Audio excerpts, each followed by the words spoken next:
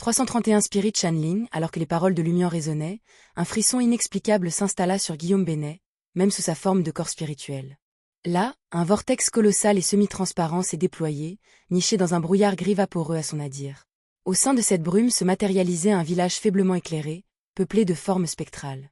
L'une de ces apparitions a regardé vers le ciel et a remarqué la lutte de Guillaume Benet contre l'inexorable attraction du vortex. Son visage blanc pâle s'éclaira instantanément d'excitation et de fanatisme alors qu'il criait « Oh, ma divinité, mon Seigneur, vous êtes là aussi. Vite, rejoignez-nous. Hâtez votre approche. » La figurine appartenait au frère de Guillaume Benet, Ponce Benet. Sentant l'anomalie de Ponce Benet, les silhouettes attardées dans le village sombre levèrent les yeux vers Guillaume Benet. Parmi elles, Madonna Benet, Philippa Guillaume et les autres, qui avaient été les maîtresses de Guillaume Benet, étendaient vers le ciel leurs bras blancs pâles et souriaient d'un air vide. Vite, rejoignez-nous. Hâtez votre approche. Immédiatement après, le berger Pierre Berry, le camarade de Lumian Guillaume Berry, Azéma Lisier et bien d'autres ont ajouté leurs gestes suppliants. En un instant, une forêt étrange et pâle semble avoir poussé de l'intérieur de la sombre enclave du village, ses habitants spectraux dirigeant leurs paumes vers le Père. La descente de Guillaume Benet s'est intensifiée, son corps spirituel au bord de la fragmentation. Luttant pour contrecarrer l'attraction du vortex, il chercha à résister à son influence, dans le but d'échapper à sa domination et de fuir le vaisseau profondément périlleux de Lumian. Il s'en fiche de la renaissance dans le corps de l'autre partie et du sort correspondant. C'était quelque chose qu'il ne pouvait pas supporter. Le sourire de Lumian s'agrandit, apparemment en phase avec la cacophonie de terreur et d'angoisse qui résonnait dans son propre corps. En effet, le posséder via la renaissance et forcer une possession en attirant les autres via la danse d'invocation étaient des traitements complètement différents. Le premier établirait un lien avec son destin, et en tentant de le remplacer, il déclencherait inévitablement le sceau. La profonde corruption de Guillaume Benet par inévitabilité signifiait que la résonance de la puissance de ce sceau était inévitable. Bien que Lumian soit resté ignorant des ramifications précises, il a eu l'intuition qu'elle serait de mauvais augure. Percevant le désir véhément de Guillaume Benet de s'en sortir, Lumian a choisi de s'abstenir de contrecarrer sa fuite, renonçant volontiers à toute ingérence. Finalement, Guillaume Benet, après avoir dépensé une part considérable de sa spiritualité, a eu du mal à s'échapper du corps de Lumian. Une lueur dorée sombre traversa sa poitrine, annonçant l'émergence de Guillaume Benet dans le miroir de la taille d'une paume serrée dans la main de Franca. La paume de Franca a fusionné un givre sans tache, qu'elle a étalé sur la surface du miroir. Instantanément, la forme de Guillaume Benet s'est enfermée dans un plaquage de glace, prise au piège dans les limites du miroir. Au même moment, Franca invoqua des flammes noires qui enveloppèrent l'enceinte glacée. Bien que la glace en elle-même soit insuffisante pour empêcher un corps spirituel de s'échapper du miroir, les flammes noires qui l'enveloppaient avaient cette capacité. Si Guillaume Benet osait s'aventurer hors de la protection des glaces, les flammes l'attendaient pour l'engloutir. Le corps spirituel de Guillaume Benet étant bien scellé, Franca leva les yeux vers Lumian qui avait retiré les boules de papier et lui dit « Canalisez son esprit après notre sortie. Vos flammes et vos gaz anesthésiques sont partout. » Avec son physique et ses dépenses, tenir encore 2 ou 3 minutes sans substitution miroir ne posait aucun défi excessif. Néanmoins, elle sentit Lumian atteindre son seuil. Affirmant la directive de Franca d'un signe de tête, Lumian pivota vivement et se précipita vers la sortie de la bouteille de fiction.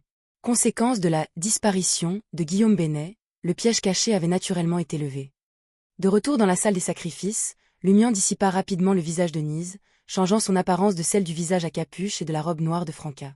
Le haut de son corps portait les marques révélatrices d'une carbonisation, mais grâce à sa gestion habile après la digestion initiale de la potion pyromaniaque, son pantalon est resté indemne.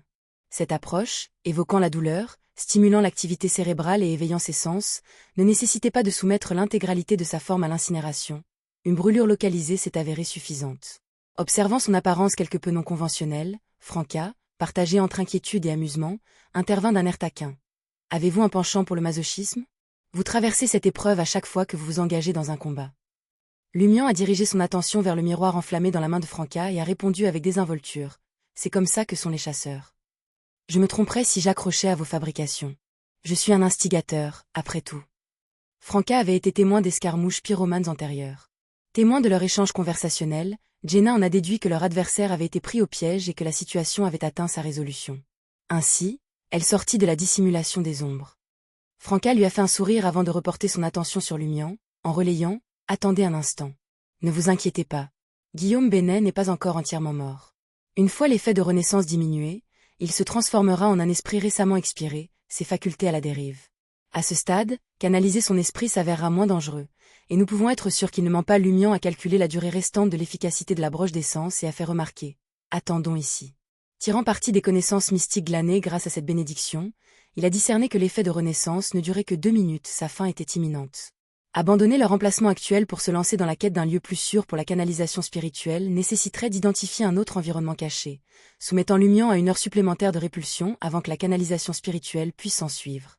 Le délai optimal pour la canalisation spirituelle s'écoulerait ensuite. De plus, Lumion était réticent à tergiverser davantage. S'avançant vers l'autel, elle posa le miroir sur le symbole de l'anneau noir comme du sang fabriqué à partir d'épines, maintenant ainsi les flammes noires qui l'enveloppaient. Cela a facilité l'observation de Lumion. Fixé sur le visage pâle et cendré de Guillaume Bénet, pris au piège sous la dualité des flammes noires et de la glace, Lumion sourit avec une satisfaction brillante progressivement gravée sur ses lèvres. Il a prononcé « Vous êtes vraiment stupide. Si j'étais vous, j'éviterais et m'abstiendrais de lancer un assaut après l'activation du corps d'acier, en attendant la fatigue inévitable de l'adversaire. Ah, j'ai négligé de vous informer.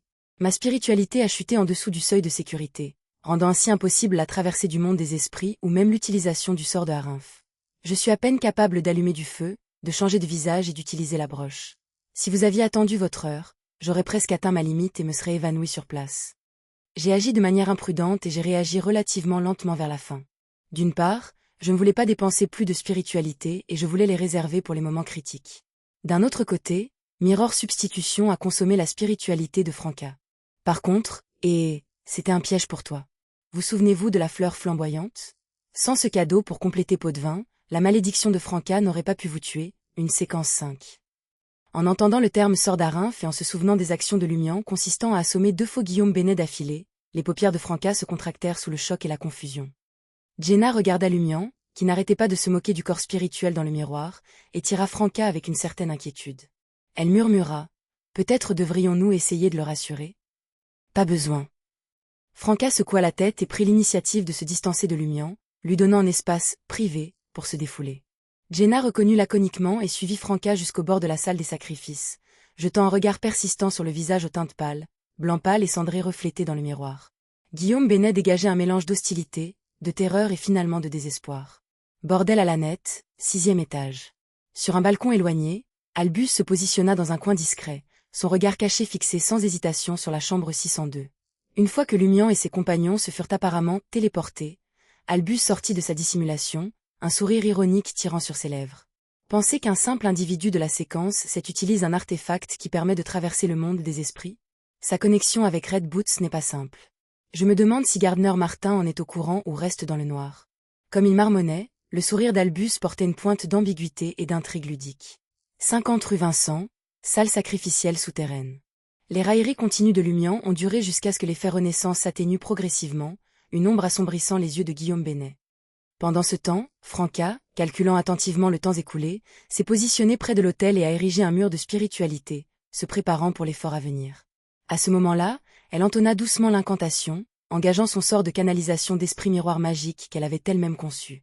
Pourtant, alors que le succès semblait imminent, Lumion invoqua à nouveau la distorsion de la broche d'essence, redirigeant l'enquête du sort de canalisation d'esprit du miroir magique vers lui. Dans une dernière tentative de réussite dans une tentative singulière, il a même invoqué le visage Nise, se transfigurant à nouveau en Franca. Presque instantanément, la surface du miroir s'est estompée, rendant le visage pâle de Guillaume Bénet légèrement flou. Avec sa capacité à soutenir le Nise face dissipé, Lumion est revenu à sa forme originale et s'est concentré à nouveau sur Guillaume Bénet. Qui vous a amené à croire en l'inévitabilité? Même si Franca nourrissait une certaine curiosité, elle était consciente des répercussions du fait que Lumion abordait des sujets interdits, mettant ainsi en péril sa corruption. Par la suite, elle a ouvert le mur de la spiritualité, en se plaçant à distance de l'autel. Guillaume Bénet, quelque peu hébété, répondit « C'était Aurore Lee. » En découvrant que la foi d'une divinité maudite se propageait, elle s'est approchée secrètement de moi, affirmant que je pouvais exploiter des super-pouvoirs sans supplier les évêques. Et de plus, j'étais assuré de la perspective d'obtenir la divinité dans le futur, d'accéder potentiellement au rang de saint et d'assurer ainsi la vie éternelle. À l'époque, je restais sceptique. Néanmoins, ma curiosité m'a obligé à retenir mon jugement.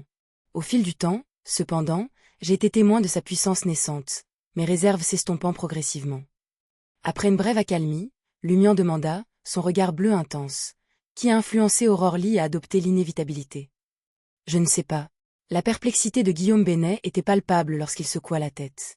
Après un moment de contemplation, Lumion a poursuivi son questionnement. Quelle impression profonde Aurore Lee vous a-t-elle laissé? Le visage de Guillaume Bénet changea, un semblant de souvenir mêlé d'appréhension. Essel a dit qu'elle n'était pas Aurore Lee.